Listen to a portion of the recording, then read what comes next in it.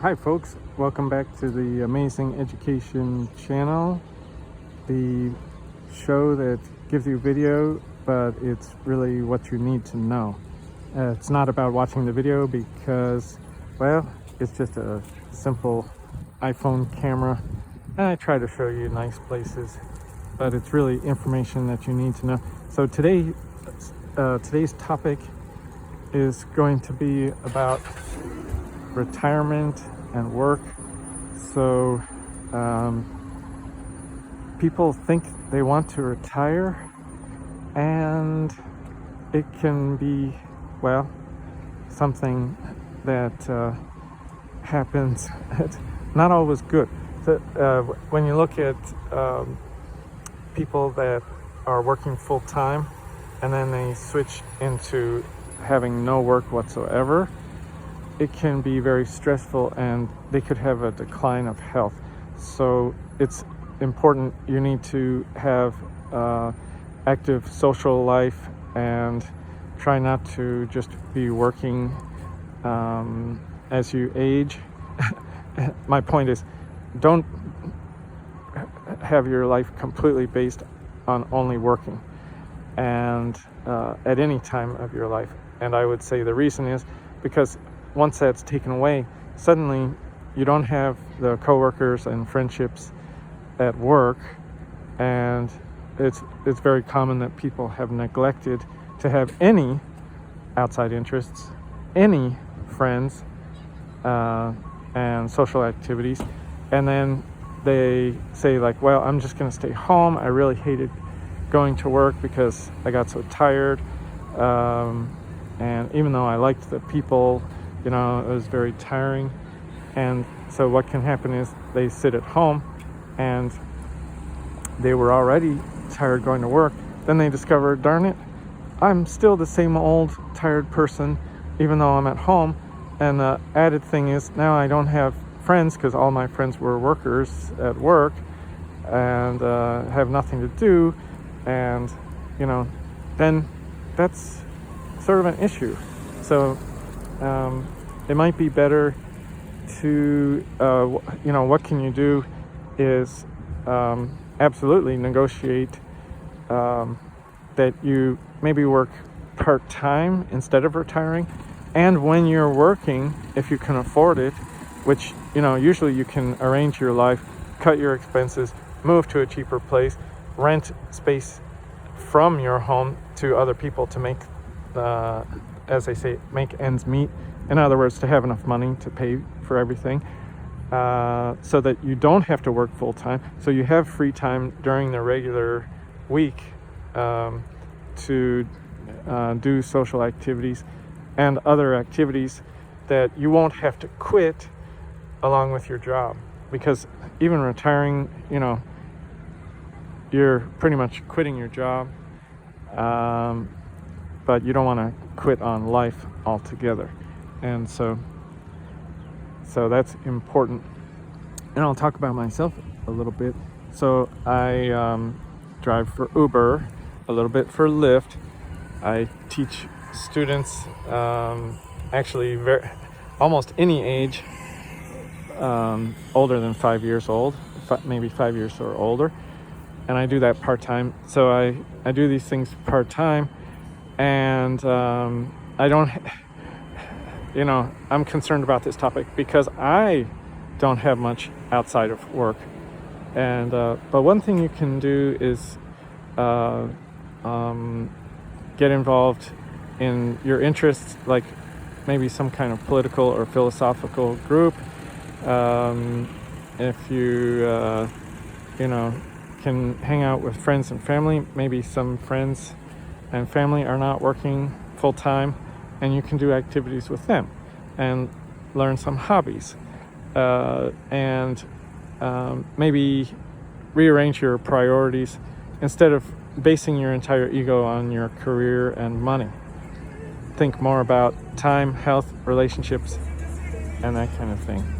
And might benefit you as you get older, and it can benefit you at any time because people get laid off, fired, and so on.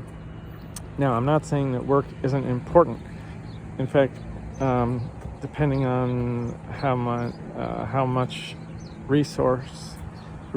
how many resources or how much savings and income you have, work could be very less important, or it could be the most important thing. But in general, work should be very important because it's how we help other people yet get a benefit to support ourselves, so we can continue eating, living, and having a place to sleep, and so on. And so, I'm not saying that you should just give up work and do only social activities, although in retirement, as I said before, you might be sort of forced to by your health, or that might be what you choose to do. But keep in mind that you still need activities. You still need social activities, especially. Most people do. There are very few people that don't like social interaction and keeping active. And of course, everyone's different. Some people, can have good health even if they're not very active, but it's rare. And I say that I'm just sort of guessing. Maybe some people can do it, but in general, you could argue evolution has required that people be active, and in general, our bodies are not so vegetable style bodies that we can just sit around and still be healthy. So so if you find yourself in the situations that I'm sort of in, although I have two different choices of work, but it's where all of my social interaction most weeks is really centered around my job. It's not 100% of my social interaction, but it's really not good. If you have weekends, instead of spending them by yourself, try to get involved in something. And there's one thing, a certain kind of person tends not to spend time with others, is the very intelligent. A lot of times if you're super smart, it can be annoying to be around the average folks. That's right, just annoying. And so people who are really, really smart, maybe they feel better doing activities by themselves. However, it could be around other people. And maybe that's why I go to the park and there are families and children playing around. But again and again, I don't have my own family, and I make decisions not to have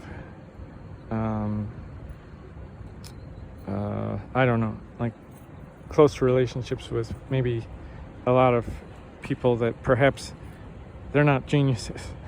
So, but what do I know? But my point is, I want to stop this video pretty soon. But as I said, my point is, I like being around other people, but not necessarily having to interact with them.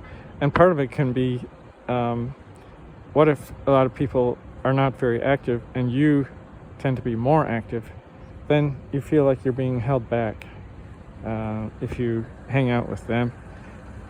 Or say, for health reasons, you want to live a healthy life, so you're not a smoker, not a drinker.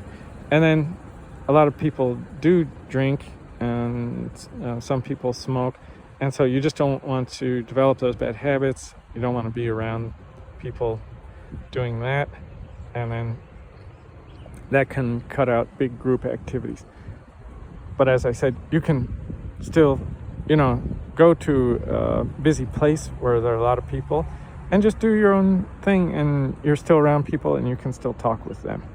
And so that can be good, especially if you build it into your weekends, and then you can expand it as you perhaps transition to part-time work and develop more interests and hobbies. And then if you get fired, laid off, or retire, you know what?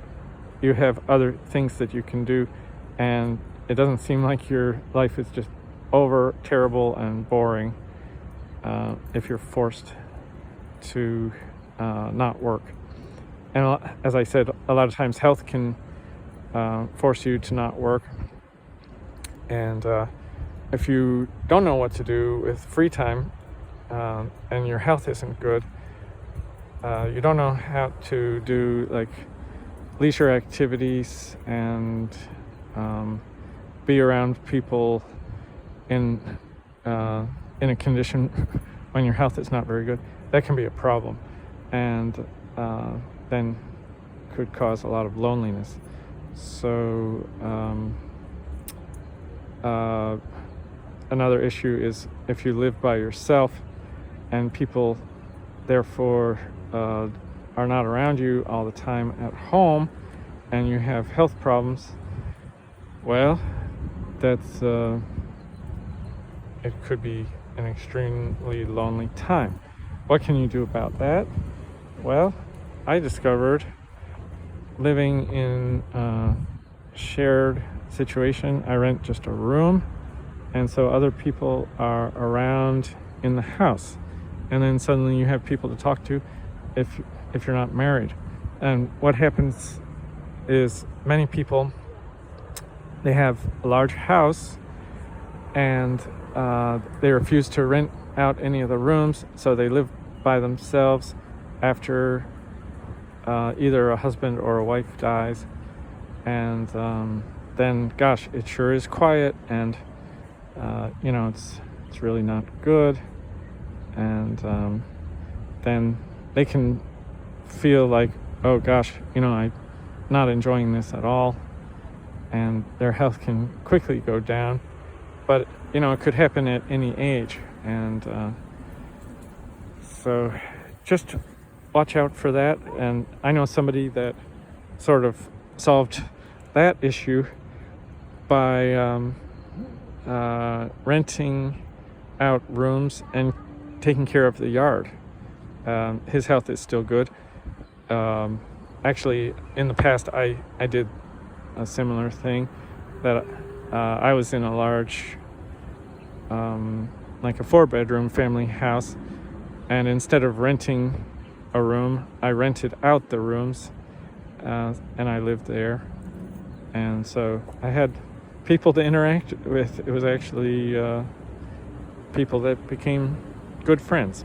So it's very useful, and something you can do even if you don't leave the house hardly. And so think about that. And you can have a transition period when you just have the first renter or whatever, but you know what, most people grew up in a family, and so they can handle being with other people. They might feel a little bit nervous at first. One of my first renters showed up late at night. Gosh, it was almost 11 p.m. and came in and was so worried that there were not regular restaurants open in the small town where I live, and said, can we be friends? And I thought, well, this is one of my first renters. I don't really know if I'm going to be friends or just a landlord or what. And I just said, well, I've lived with people for many, many years, and I've always gotten along with everyone. So, don't worry. And so I didn't say yes or no, we would be friends, but it turned out that we were friends. And so it all worked out. It was an interesting experience. So anyway, you can give these things a try. Okay, I'm gonna stop this video and switch topics. Thanks for listening. Please thumbs up and do whatever if you like to help other people get these ideas so they can stay healthy. Remember, retirement, you might think you're going to work forever, but somebody else could decide, or your own health could force you to not work at all. And so you got to have variety in your life, and friends, especially friends and social activities outside of your work, 100%.